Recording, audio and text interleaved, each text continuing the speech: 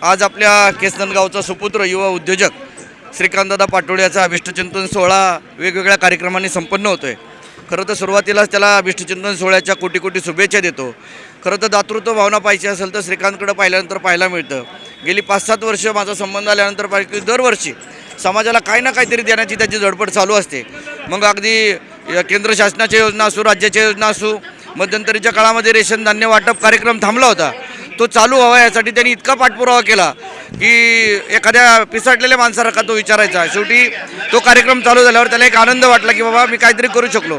आज त्याच्या वाढदिवसाच्या निमित्त संपूर्ण आरोग्य तपासणी, होल बॉडी चेकअप असेल, डोळ्यांची तपासणी असेल, वेगवेगळे उपक्रम या ठिकाणी त्यांनी ठेवलेले आहेत। एक अतिशय चांगलं काम तो समाजासाठी करतो, याची पावती भविष्यामध्ये राजकीय पटलावर त्याला निश्चितपणे मिळेल अशी अपेक्षा या निमित्तानं व्यक्त करतो। आणि आपल्या सगळ्यांच्या वतीनं आपला सर्वांचा लाडका सहकारी श्रीकांतदादा पाटोळे याला त्याच्या जन्मदिनाच्या कोटी कोटी शुभेच्छा देऊ। राज्याचे उपमुख्यमंत्री नामदार अजितदादा पवार साहेब यांचाही तो लाडका पदाधिकारी आहे, त्यांच्याही वतीनं श्रीकांतदादाला वाढदिवसाच्या शुभेच्छा। आगामी स्थानिक स्वराज्य संस्थांच्या निवडणुका तोंडावर आहेत, काय निश्चितपणे आम्ही सगळेच जण त्या निवडणुकांसाठी आतुर झालेलो आहोत। याचं कारण फार मोठा गॅप त्या ठिकाणी जवळजवळ 6-7 वर्षाचा गेला।